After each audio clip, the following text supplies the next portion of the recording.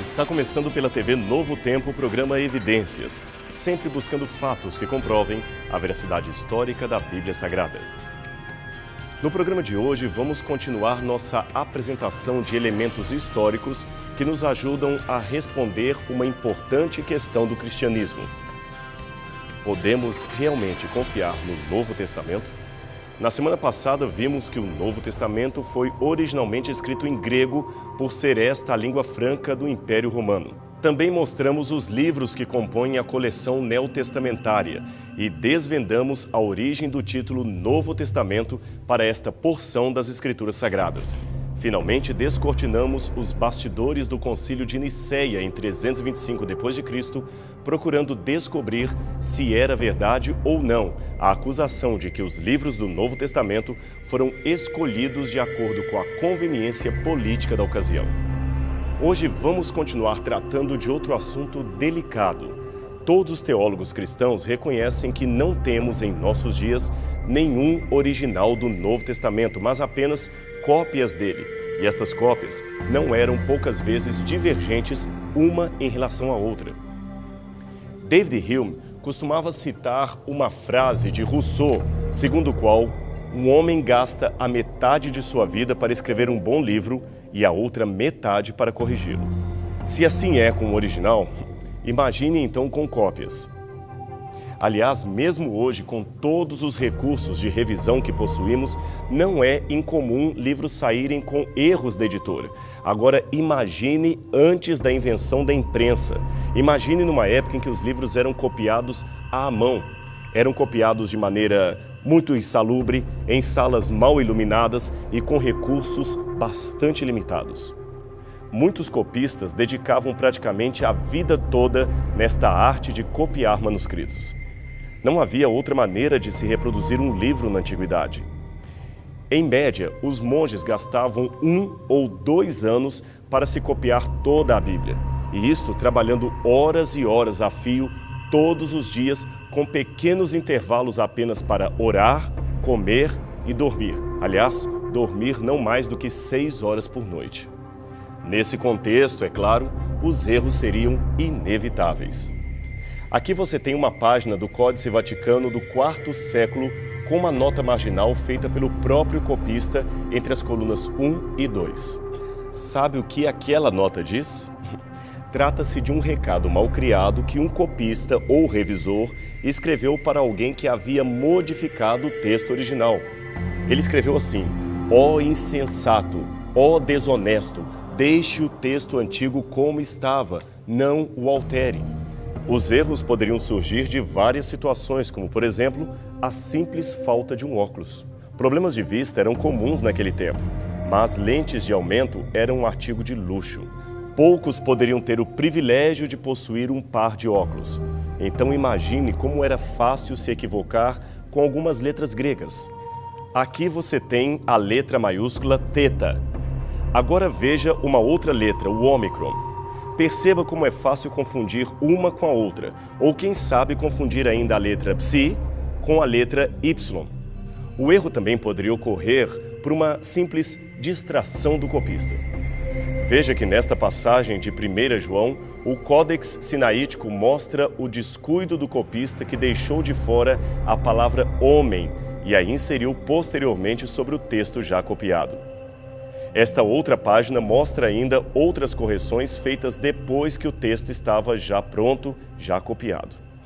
Na verdade, houve tantos erros que hoje não é possível existir sequer 2 manuscritos bíblicos, um exatamente igual ao outro. Esses erros são tecnicamente chamados de variantes textuais, isto é, um manuscrito apresenta o texto de uma forma, enquanto outro apresenta de modo diferente. Vejamos um caso ilustrativo. Em algumas versões da Bíblia, o texto de Apocalipse, capítulo 22, verso 14, aparece assim: Bem-aventurados aqueles que lavam suas vestes no sangue do Cordeiro. Já noutras, o texto aparece desse jeito: Bem-aventurados os que guardam os seus mandamentos. Como você vê, o texto é bem diferente, não é mesmo? Mas fique tranquilo, o grego explica essa distinção. No grego, A diferença entre as palavras vestes e mandamentos é apenas uma questão de letras iniciais. Vestes, no acusativo plural, se escreve istolás e mandamento escreve entolás. Você viu como são parecidas? A diferença está entre um sigma ou um S e um N no início de cada palavra. Até o som é parecido. É por causa de alterações como esta que calcula-se que existem cerca de 100 a 400 mil variantes textuais no Novo Testamento. Agora veja, considerando que existem cerca de 138 mil palavras no texto grego do Novo Testamento, temos de concordar com a observação feita por Bart Ehrman, um dos maiores críticos atuais da fidelidade bíblica, que escreveu: As variantes textuais superam o número de palavras do Novo Testamento. Não há sequer 2 manuscritos iguais. Logo, é impossível saber como seria o texto original. A acusação se agrava quando a suspeita cai sobre a intencionalidade dos próprios copistas. Alguns autores dizem que os monges mudavam deliberadamente o texto original para agradar não somente ao Papa, mas também aos nobres e aos reis.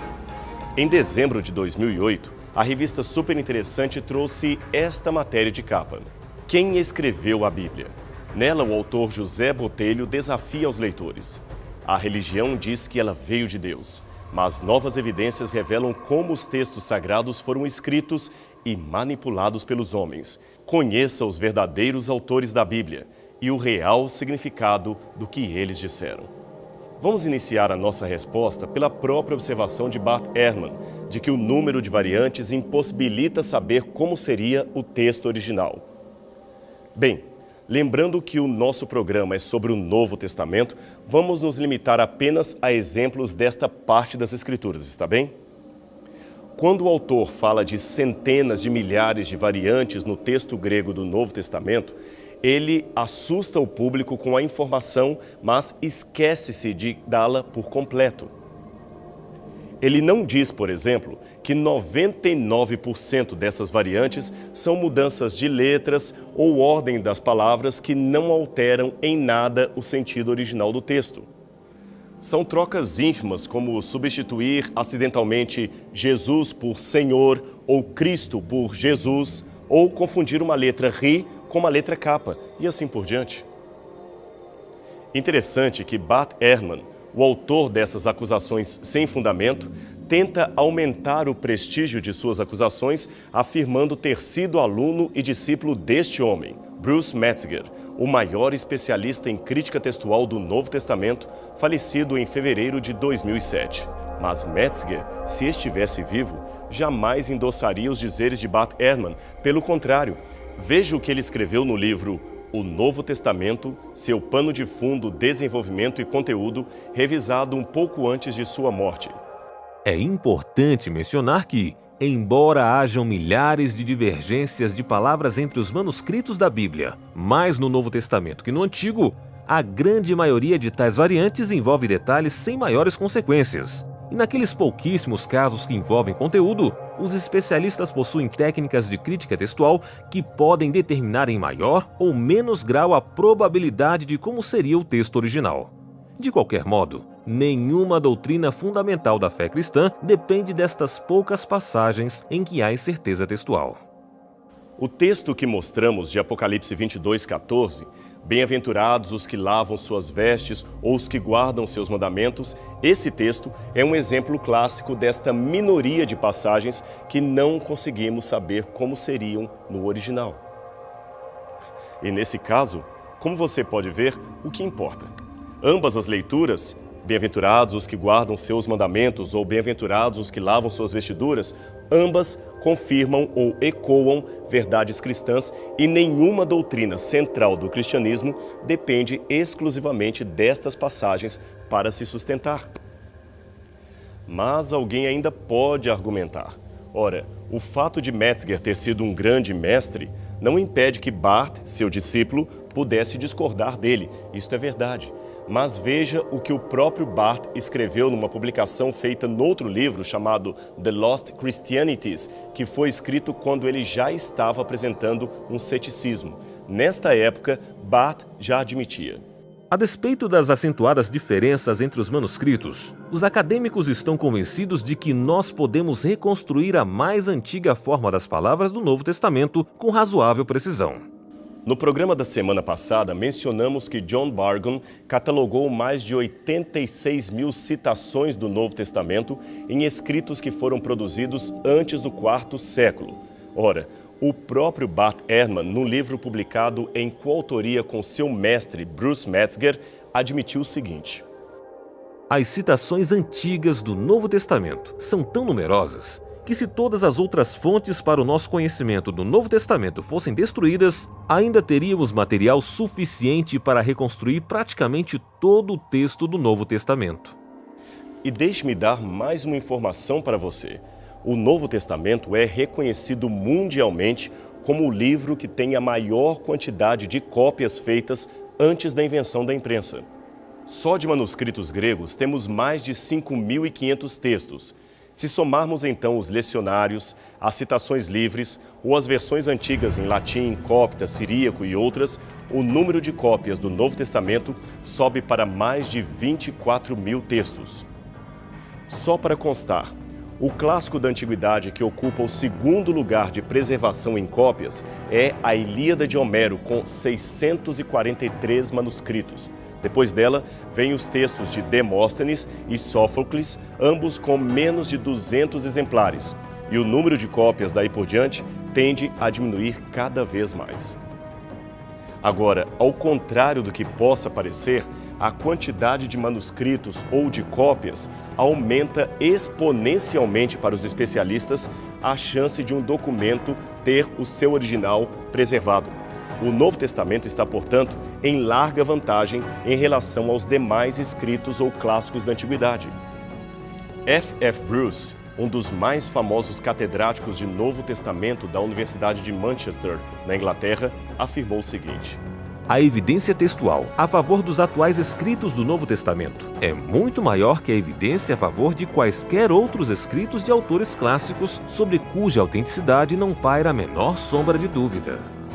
E sobre aquele número absurdo de 100 a 400 mil variantes textuais, é importante colocar que, além do que já demonstramos, ou seja, que são alterações em sua maioria insignificantes, troca de letras, sílabas ou sinônimos, é importante também esclarecer que este número exagerado de variantes é proporcional à quantidade de textos que dispomos.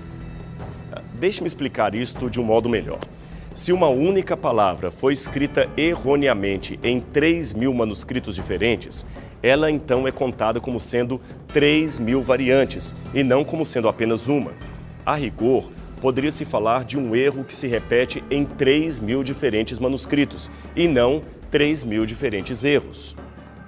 Assim, uma vez entendido o processo de contagem, se eliminarmos as variantes de ordem mecânica, como por exemplo erros ortográficos, as variantes mais importantes que permanecem são surpreendentemente poucas sob o aspecto numérico do Novo Testamento.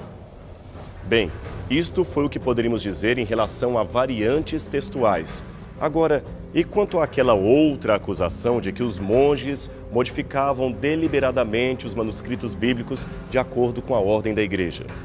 De fato, como já dissemos, o único modo de se reproduzir um livro na antiguidade era copiando-o à mão. Tarefa esta realizada por monges copistas. Eles raramente saíam de seu monastério e passavam a vida copiando, catalogando antigos manuscritos. Após a queda do Império Romano, grande parte da literatura da antiguidade grega e romana se perdeu, mas foi graças ao trabalho de monges copistas que livros como a Ilíada de Homero e a Odisseia chegaram até nós. Bem, que eles às vezes mexiam no texto, isso é verdade. Um exemplo está no século XV. Naquela época, um grupo de copistas trocou deliberadamente o termo babilônios do Antigo Testamento pelo termo infiéis. Esta era uma maneira de criticar os muçulmanos que disputavam com os espanhóis o território da Península Ibérica. Numa outra situação, eles acrescentaram à primeira epístola de João, capítulo 5, verso 7, uma pequena nota para equiparar o verso à doutrina da Trindade. Mas a questão fundamental é a seguinte: teriam sido essas mudanças constantes ou foram apenas situações esporádicas e muito pontuais? Em outras palavras, até que ponto eles modificaram o texto bíblico de modo acentuado para satisfazer aos interesses teológicos e políticos da igreja? Foram mudanças que impossibilitaram a recuperação do texto original das Escrituras? O primeiro erro desse tipo de suspeita levantada pelos críticos está no anacronismo que eles contêm. As grandes massas da Europa medieval eram formadas por pessoas analfabetas com pouco ou nenhum contato com obras literárias. Não era, portanto, interesse da igreja convencer as pessoas através de livros escritos. E mesmo que assim fosse, esses livros seriam pouco eficazes diante de uma maioria iletrada. A igreja certamente teria outros métodos para convencer o povo de seus dogmas e a distribuição de literatura em massa certamente não era um deles. Pelo contrário, o estudo e a leitura particular da Bíblia não eram franqueados ao público leigo. Além disso, como já dissemos no programa da semana anterior, se a Igreja Católica medieval tivesse mesmo incumbido seus monges de alterar os textos para facilitar o embasamento de seus ensinos, o catolicismo hoje teria, inevitavelmente, a teologia mais biblicamente embasada de todos os ramos do cristianismo, porque já teria alterado os manuscritos a seu favor. Noutras palavras, o texto do Novo Testamento, se houvesse sido mudado pela Igreja Católica, estaria hoje recheado de passagens favorecendo o culto a Maria, a celebração dos santos, a infalibilidade papal, a eficácia dos 7 sacramentos, a ordenança do celibato sacerdotal, a obrigatoriedade das missas, a ordem de Cristo para se guardar domingos e festas, etc. Mas, estranhamente, nada disso está lá. E deveria estar, se fossem realmente os textos alterados na Idade Média. Um caso ilustrativo podemos ver nesta passagem do Evangelho de Mateus. Ela está no capítulo 23, verso 9, onde lemos: A ninguém na terra chameis de vosso Pai, porque só um é o vosso Pai, o qual está nos céus. Ora, este texto era muito perigoso para a tradição eclesiástica da época. Sabe por quê? É que na versão em latim, era dito que não deveríamos chamar ninguém de pater. Note que a palavra pater era justamente o modo como os católicos medievais se dirigiam ao seu vigário local, que em português traduzimos por padre. Agora raciocine comigo. Se os monges daquela época mudavam o texto ao bel prazer da igreja, passagens como esta, que numa leitura rápida pareciam desautorizar um costume oficial da igreja, deveriam ter sido retiradas do Novo Testamento. Mas elas foram estranhamente mantidas, o que demonstra que esta generalizada manipulação textual só existe na mente criadora dos autores críticos, talvez inspirados por teorias da conspiração que não correspondem à realidade dos fatos. E não é somente isto. O Novo Testamento contém até hoje algumas aparentes contradições, lógico, sem importância, mas que certamente teriam sido corrigidas se o texto bíblico fosse realmente manipulado da Idade Média. Por exemplo, se você tomar a sua Bíblia em casa e ler atentamente Mateus capítulo 21, verso 19, verá a história em que Jesus amaldiçoou uma figueira sem frutos que imediatamente ficou seca. Porém, no livro de Marcos, capítulo 11, versos 12 a 20, parece que o secamento só aconteceu no dia seguinte. É uma contradição, não é? Num evangelho, diz que Jesus curou 2 cegos em Jericó. No outro, diz que era apenas um. Ora, por que os monges não corrigiram esse tipo de discrepância que atentava contra a idoneidade do relato? A resposta é simples, porque a alegada manipulação, repetimos, especialmente com intenções teológicas, não ocorreu nos moldes como os críticos apresentam, e o texto pode sim ser recuperado em sua quase totalidade. Eu quero mostrar uma coisa para você. Eu tenho aqui em minhas mãos um fragmento de um papiro encontrado no Egito por volta de 1920. Ele está escrito dos 2 lados, como você pode perceber. É um papiro que hoje recebe o nome de Papiro Johns Highlands, ou P52. Ele contém o que nas Bíblias modernas corresponde a alguns versos do Evangelho de João, capítulo 18. Muitos eruditos acreditam que Este papiro foi escrito por volta de 125 depois de Cristo, ou seja, cerca de 2 ou 3 décadas após a morte do apóstolo João. Agora, o incrível é que o texto deste fragmento concorda quase integralmente com o que aparece em manuscritos posteriores, e isto é muito importante. Tal evidência nos mostra que não houve alterações substanciais no texto e que o Evangelho de João já circulava pelo Egito poucas décadas depois da morte do apóstolo, o que nos leva a crer que a mensagem que ele pregou foi realmente registrada no primeiro século e não apenas no final do segundo século, como diziam os críticos na ocasião, negando inclusive a autoria apostólica do Evangelho. Portanto, o livro de João foi escrito por uma testemunha ocular dos eventos ali mencionados e até mesmo um simples pedaço de papiro pode confirmar isto. É incrível como a Bíblia é confirmada por fragmentos tão pequenos. O Dr. Frederick Kenyon, antigo diretor do Museu Britânico, escreveu: o intervalo entre a composição original do Novo Testamento e a mais antiga evidência que temos a seu respeito é tão pequena que lança por terra o último fundamento para qualquer dúvida acerca da confiabilidade textual das Escrituras. Finalmente, a integridade dos livros do Novo Testamento pode finalmente ser estabelecida. E quanto à arqueologia? O que ela tem a dizer a respeito do Novo Testamento? Ela também ajuda a confirmar a autenticidade histórica deste conjunto de livros? Bem, se você está curioso para saber a resposta a essas últimas perguntas, então não perca nosso encontro semana que vem, aqui na TV Novo Tempo. Até lá!